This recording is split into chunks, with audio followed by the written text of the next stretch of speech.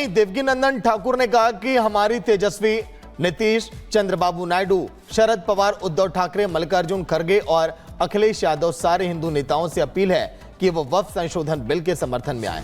बटेंगे तो कटेंगे पर देवकीनंदन ने कहा कि योगी जी सही कह रहे हैं, ये ट्रंप को समझ आ गया, लेकिन यहां के कुछ नेताओं को समझ में नहीं आ रहा है। तो आपको लगा सनातन बोर्ड के बाद? देखिए एक बात बताइए, लोग हमारे ऊपर प्रहार करते चलो, हमारा भोजन अशुद्ध कर दें, हमारा खान पान अशुद्ध कर दें, हमारे भगवान की पूजा पद्धति अशुद्ध कर दें, हमारे ठाकुर जी के प्रसाद में मिलावट कर दें, और उसके बाद हम लोग ठाकुर जी को कैसे कैसे भोग लगाते हैं वो हम जानते हैं। या जो सनातन परंपरा को जानते हैं, संत महात्मा धर्माचार्य, शंकराचार्य, महामंडलेश्वर, अखाड़ा परिषद, ये सब जानते हैं कि पूजा किसको कहते हैं, अपरस किसको कहते हैं। अरे हमारे यहाँ बेटा भी छुप जाए ना स्नान के बाद, दोबारा स्नान करते हैं हम लोग, ये है परंपरा। और वहाँ हमारे ठाकुर जी को ऐसी वस्तु भोग लगा दी और उसके बाद भी हम लोग मौन हैं। इस बात पे मुझे रोना आया वहाँ।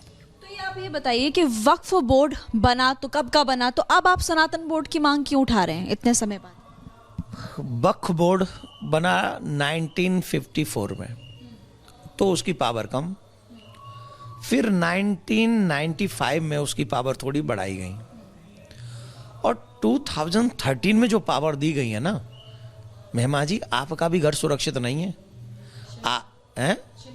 हाँ, शिमला में तो हुआ ही ना, कहाँ है सुरक्षित आप बताइए। शिमला में जो मैंने सुना है, वहाँ वर्तमान जो गवर्नमेंट है, उस गवर्नमेंट ने इलीगल प्लेस को हटाया, तब भी वहाँ उपद्रव हुआ कि नहीं हुआ? क्यों हुआ?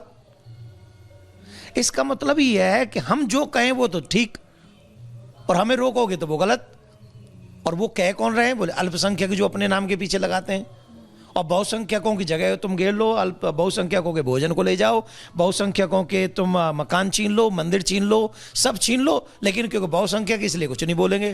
पागल समझे हो क्या? हम लोग पागल हैं क्या? वो तो कहते थे ना फ्लावर समझा है, एक्चुअली हम लोगों को फ्लावर समझा हुआ है। अब फ्लावर की आवश्यकता नहीं माय डियर, फायर की आवश्यकता है। अब फायर बनो अपने अधिकार को बचाए रखने के लिए। I am not flower, I want to make myself like a fire. तो आपने पुष्पराज का डायलॉग बोल दिया कि झुकेगा नहीं। अपन झुकेगा नहीं जब तक हमारे ऊपर आक्रमण कर रहा है। मैं क्यों झुकूंगा? बोलिए, मैं किस लिए झुकूं? आप अच्छा कार्य कर रहे हैं, मेरे 100 बार झुकूंगा मैं आपके आगे, लेकिन आप हमारे साथ अन्याय करेंगे, गलत करेंगे, तो फिर अपन झुकने का नहीं है। ये अल्पसंख्यकों की बात आप कर रहे हैं, एक तरफ है योगी जी का बटोगे तो कटोगे। अब आपने अखिलेश यादव की खबर सुनी है, वो वाला कि जुड़ोगे तो जीतोगे। तो जोड़ने की बात तो वो भी करें, लेकिन वो अल्पसंख्यकों, पिछड़ा, दलित इन्हीं की बात करें। और जबकि एक तरफ है योगी जी का डायलॉग कि सारे हिंदू एक साथ आ जाओ, कोई जाति में बंटने की जरूरत नहीं है। तो आपको बेटर डायलॉग किसका, देखिए बेटर बयान? डायलॉग तो मैं दोनों का नहीं कहूंगा, ये दोनों ही देखो इस समय पॉलिटिक्स में है और वो उनका अपना अपना मत है। लेकिन जो योगी जी ने कहा है बटोगे तो कटोगे, इसके पीछे रीजन क्या है? हम जब बटे हैं, अंग्रेजों ने भी तो बांटा हमको, अब मुगलों ने बांटा, राजाओं के आपस में लड़ाई करबू के वो अपने ये इतिहास रहा है हमारा। अगर उस इतिहास को हम बदलना चाहते हैं तो बहुत ज़्यादा ज़रूरी है कि हम एकजुट रहें, एक साथ रहें। 16 तारीख को इकट्ठे हों, अपनी पावर दिखाएं, अपनी शक्ति दिखाएं। दिल्ली में इतनी शक्ति दिखाएं कि देश ही नहीं, विदेश वाले भी कहे कि हिंदुओं को छेड़ने का नहीं। विदेश की तो एंट्री हो चुकी है, डोनाल्ड ट्रंप तो हैं हमारे साथ। नहीं, डोनाल्ड ट्रंप हमारे साथ हैं, भगवान करे वो जीत जाएं, वो जीतें और वो अमेरिका की सत्ता को संभालें। अमेरिका की सत्ता को जब डोनाल्ड ट्रंप संभाल लेंगे तो हमारे लिए 4 साल बहुत अच्छी रहेंगी, ऐसा मेरा मानना है। लेकिन एक और बात है ना, जो बात डोनाल्ड ट्रंप को समझ में आ गई, बांग्लादेश का दर्द समझ में आ गया, गांधी जी को समझ आई वो बात की नहीं? अरे गांधी जी को तो छोड़ ही दो भाई, गांधी जी का नाम हमारे आगे मतलब हम तो प्रणाम कर रहे हैं। हम ये बात कह रहे हैं वर्तमान में कि जो बात डोनाल्ड ट्रंप को समझ में आ गई वो मेरे देश के कुछ नेताओं को समझ में क्यों नहीं आ रही? उन्हें बांग्लादेश का दर्द समझ में आया डोनाल्ड ट्रंप को, यहाँ के जो हमारे सनातनी हैं उनको भी तो ये दर्द समझना चाहिए कि नहीं समझना चाहिए? ये आपने जो नाम लिए हैं, स्पेशली एक जो आपने वो नाम लिया है, उन महानुभाव से मेरे बहुत मतलब व्यक्ति सिर्फ एक ही जगह पे टिका, और वो गलत भी नहीं है, वो अपने ही धर्म के लिए मानता है।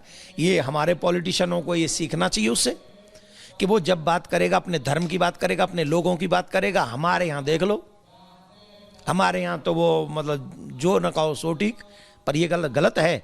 सबसे पहला अधिकार इस देश पर हिंदुओं का है और मैं निवेदन करूंगा कि पहला अधिकार हिंदुओं को दिया जाए।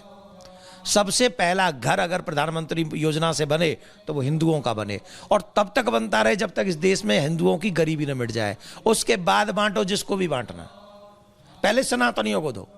इसीलिए सनातन बोर्ड मांग रहे हैं ना, सनातन बोर्ड दो जिससे हम अपने सनातनियों की और सनातन परंपराओं की रक्षा कर सके। ऐसे बहुत सारी जगहें हैं देवकीनंदन जी जिनकी डेमोग्राफी चेंज हो रही है। पहाड़ की बात आपने अभी करी दी थी, क्योंकि आप बाहरियों की बात करें, उत्तराखंड में भी हम देख रहे हैं कि रोहिंग्या आ रहे हैं। तो फिर चाहे वहां पे बीजेपी की सरकार, कोई भी सरकार भूमाफिया कानून भी नहीं ला रही है, तो इसको लेकर के आप लोग कुछ कहना चाहेंगे? उस दौरान 16 तारीख को आप लोग जा रहे हैं। सनातन धर्म संसद में ये सारी बातें उठेंगी और वो सारी बातें उठेंगी जो हिंदू की रक्षा कर सके, सनातन की रक्षा कर सके, इस देश की रक्षा कर सके। औरों की बात छोड़ दीजिए, मथुरा वृंदावन में भी रोहिंग्या हैं, इलीगल बांग्लादेशी यहाँ भी हैं, अतिक्रमण कर रखा है। आप देखिए, वृंदावन में जाइए, मथुरा में जाइए, मथुरा डिस्ट्रिक्ट में जाइए, अरे परिक्रमा मार्ग में हरे हरे लेटे हुए हैं। अब बताइए यहाँ कहाँ से आ गए वो? हम परिक्रमा भी करने जाते हैं, अभी यहाँ से मैंने बताया था, वो जब यहाँ से हाईवे पे हम लोग जाएंगे, इतना सा लेटा हुआ था 10-12 साल पहले, ऐसा 8-9 साल पहले इतना सा लेटा हुआ था। अब मैं टेंडर उठ गए। तो हम तो यहाँ के मथुरा प्रशासन से भी कहेंगे कि तुरंत उन पे कार्रवाई की जाए और इलीगल प्लेसेस को वहाँ से हटाया जाए। लास्ट सवाल, अरशद मदनी, सुना होगा आपने इनके बारे में। कह रहे हैं कि आंध्र प्रदेश में 5 लाख मुसलमान इकट्ठा होंगे। इसके बारे में वो कह रहे हैं कि वो संशोधन बिल जो हो रहा है ये गलत हो रहा है, हम इसका विरोध करेंगे। तो इसके विपरीत हाँ, उन्होंने और भी कुछ कहा है क्या? किस को? उन्होंने असम के मुख्यमंत्री हिमंता बिस्वा शर्मा के बारे में ये बोला है कि बदबूदार उनका किरदार। जो कह रहे हैं ना, वो क्या कह रहे हैं, उनसे कहेंगे वो विरोध करें, विरोध करें। हाँ, तेजस्वी यादव विरोध करें, चंद्रबाबू नायडू विरोध करें, ये सब ओवरऑल उनकी तरफ से। तो मदनी जी को कोई संदेश रिपब्लिक भारत के जरिए? मदनी जी को एक ही निवेदन है, मदनी जी आराम से आप अपना धर्म का पालन कीजिए, इस देश के हिंदुओं को बांटने का काम मत कीजिए।